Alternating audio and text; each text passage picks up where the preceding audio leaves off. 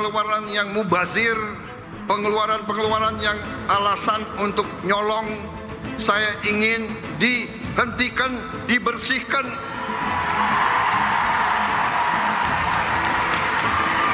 Ada yang melawan saya, ada.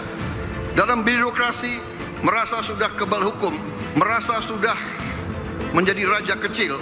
Saya mau menghemat uang itu untuk rakyat. Yang sampai hari ini saya belum paham tentunya adalah dasar daripada efisiensi ini. Apakah penerimaan negara yang tidak tercapai perlu lebih transparan? Arahan Presiden itu, program-program yang selama ini tidak terukur, tidak bisa diukur keuntungannya, manfaatnya bagi publik, itu ditiadakan. Seremonial dikurangi, perjalanan dinas dikurangi, tapi yang pelayanan publik tidak dikurangi. PSO, Public Service Obligation, tidak dikurangi. Kalau berhasil memperbaiki struktur dari APBN kita yang sangat heavy untuk belanja birokrasi, itu akan lumayan gitu untuk bisa mengakselerasi perekonomian.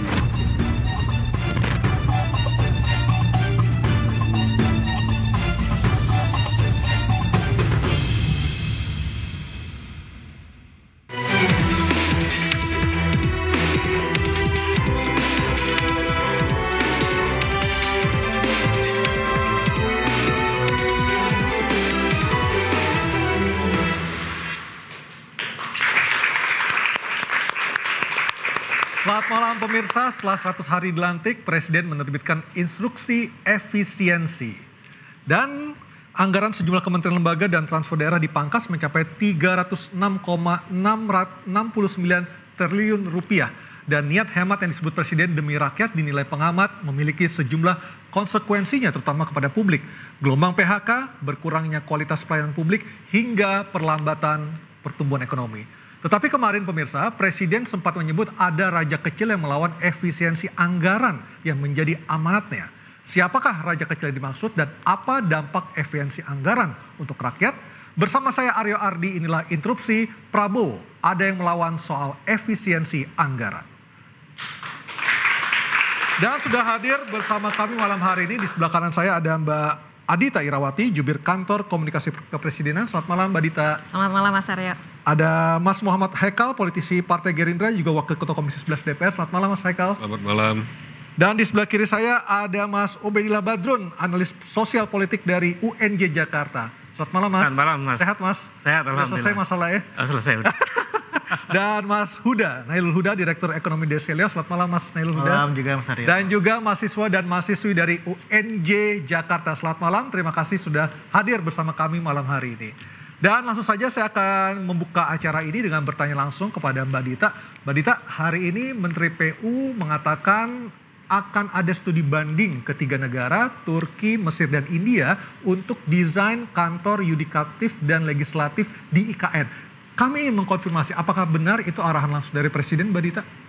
Ya, yang jelas apa yang kemudian dilakukan oleh para menteri tentunya sesuatu yang juga sudah dikonsultasikan ya. Dan seperti yang juga disampaikan juga bahwa yang namanya pembangunan IKN itu tetap akan dijalankan ya. Dan bahwasanya kemudian Kementerian Teknis ini akan melakukan studi banding. Tentu ini ada tujuan untuk tadi ya, bagaimana nantinya IKN betul-betul bisa menjadi sebuah ibu kota secara politis di mana ada yudikatif, legislatif, dan eksekutif semua ada di sana. Begitu. Dan ini apakah menjadi bagian juga dari obrolan ketika Presiden Erdogan datang ke Jakarta dan Bogor 2 hari lalu, Mbak Dita, dengan Presiden Prabowo? Bisa saja demikian ya, karena ketika bertemu dengan Pak Presiden Erdogan kan memang salah satu yang dibahas soal itu ya, hal-hal yang mungkin bisa dikerjasamakan antara Indonesia dan Turki. Baik, kita balik ke masalah kita malam hari ini, Mbak Dita, Ya. soal efisiensi anggaran. Ya. Ketika seorang presiden membicarakan hal ini atau mengutarakan hal tersebut kepada publik, tentunya ini eskalasinya tuh sudah meningkat, Mbak. Apakah sebelumnya sudah pernah dibahas di sidang kabinet atau rapat kabinet, Mbak? Ya, sebenarnya dalam berbagai kesempatan, bahkan ketika beliau masih dalam pencalonan ya, bicara soal efisiensi birokrasi itu ada di dalam program prioritas Presiden ya. 17 program prioritas, salah satunya adalah efisiensi anggaran dan birokrasi. Lalu ketika beliau terpilih, ini langsung kan beliau dalam 3 bulan pemerintahannya langsung itu direalisasikan. dengan menyampaikan bahwa harus dilakukan efisiensi dalam rangka untuk bisa mengembalikan itu kepada rakyat. Jadi program-program yang dirasa tidak berdampak langsung kepada rakyat, tidak mendorong produktivitas rakyat, itu harus coba dikurangi. Dan kalau kita ibaratkan, mungkin ini sudah sering dengar ya, bahwa kalau tubuh kita ini terlalu banyak lemak, otot ini tidak komposisinya tidak banyak, ini kita bergerak kan juga jadi kurang ya. Kesehatan dalam anggaran ini juga kurang. Itulah mengapa yang namanya otot itu adalah program-program yang dampaknya itu masif buat masyarakat. Dan ini arahan Pak Presiden dari awal gitu ya kepada para pembantunya. Harus dilakukan efisiensi karena program-program ini harus bisa memberikan dampak langsung kepada rakyat. Seperti layanan publik ya, kemudian juga kepada yang namanya yang bisa menciptakan lapangan kerja. Kemudian juga yang bisa memberikan produktivitas masyarakat jadi meningkat. Itu adalah hal-hal yang harus menjadi prioritas. Sementara lemak-lemaknya tadi, yang hal-hal yang mungkin kurang punya dampak kepada masyarakat harus bisa dikurangi. Baik, saya ke Mas Ubedillah. Mas Ubed, ketika seorang presiden mengutarakan sesuatu hal ke publik, apa sih maksud yang Anda cermati dari pernyataan Presiden Prabowo di Surabaya Senin lalu?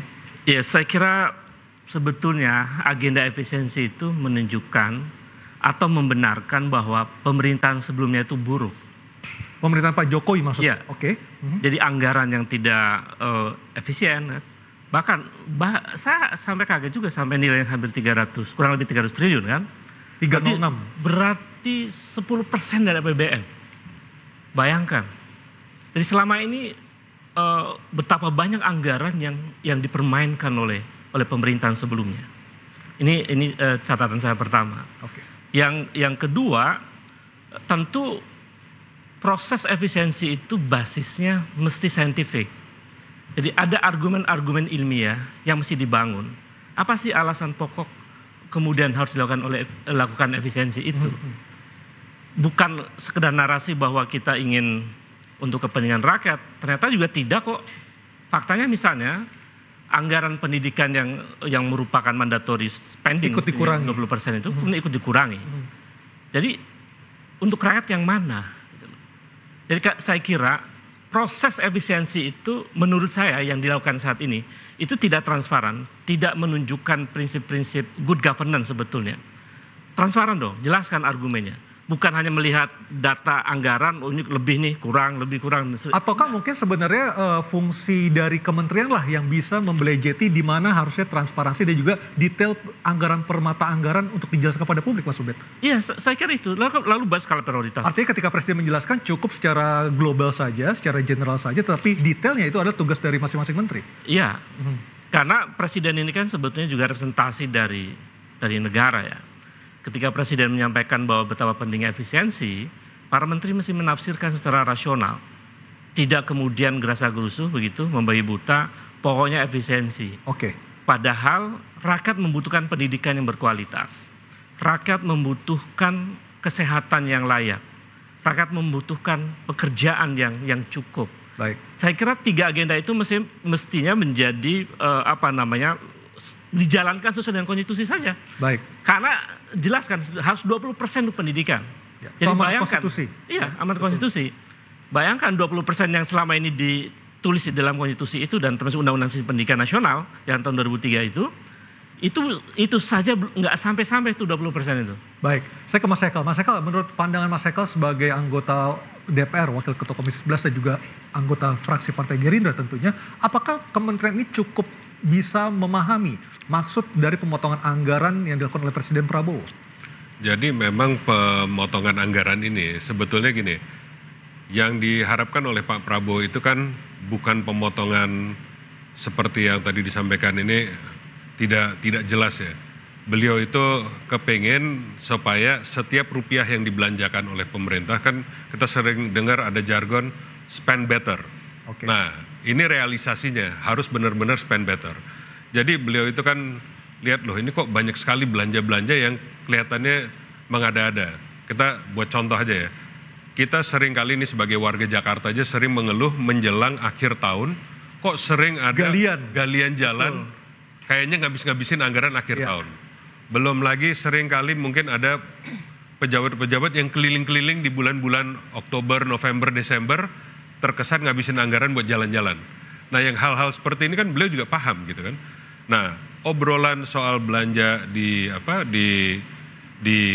efisiensikan ini sebetulnya udah obrolan beliau karena saya dari Partai Gerindra dari belasan tahun yang lalu. Hari ini kita lagi tadi acara Rapimnas merayakan 17 tahun kita Partai Gerindra dan selama Pak Prabowo terpilih lagi ya sebagai Ketua Umum Gerindra ya. Alhamdulillah beliau terpilih lagi untuk memimpin Gerindra sampai 2030.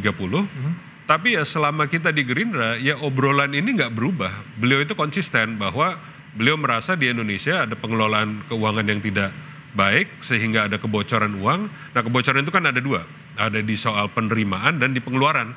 Nah, hari ini yang ditanganin dulu di soal pengeluaran. Oke. Nah, di pengeluaran ini kan macam-macam. Nah, tapi salah satu yang kita lihat kasat mata lah, beliau bilang masa di dalam anggaran pemerintah di bulan-bulan akhir itu ada belanja ATK bisa 40-an triliun. Mau beli apa 40-an triliun? Apa, itu disposal emang kita masih sekali pakai buang ya? Nggak punya handphone bisa kirim-kiriman data gitu kan. Belum lagi belanjanya pejabat-pejabat itu 45 triliun untuk ke luar negeri dan seterusnya. Nah, yang begini-begini kan sebenarnya bisa dipakai buat lebih baik untuk keperluan rakyat. Nah, itulah yang kita fokuskan. Saya ke Mas Huda. Mas Huda, dari Selyos melihatnya apakah yang dilakukan oleh Pak Prabowo ini sudah tepat? Tadi kalau dari Mas Umes kan intinya adalah harus lebih detail lagi supaya masyarakat paham gitu loh. Apa sih sebenarnya tujuan dari pemerintah? Silakan Mas Huda. Ya, yang pertama seperti ini. Kita melihat bahwa jikalau Prabowo sudah memikirkan lama untuk efisiensi anggaran ini, menutup kebocoran dan sebagainya, tentunya ketika pengesahan Undang-Undang APBN kemarin, itu jangan lupa Undang-Undang APBN itu disahkan zamannya Prabowo. Desember. Walaupun memang pembahasannya sudah mulai dari September, Oktober. Pak, itu salah itu. Undang-Undang APBN itu disahkannya masih pemerintah Pak Jokowi di bulan September. Kalau yang Desember kan nggak ada pembahasan juga kan? Nggak ada, Pak. Ada revisi. Di Desember ada juga sebenarnya.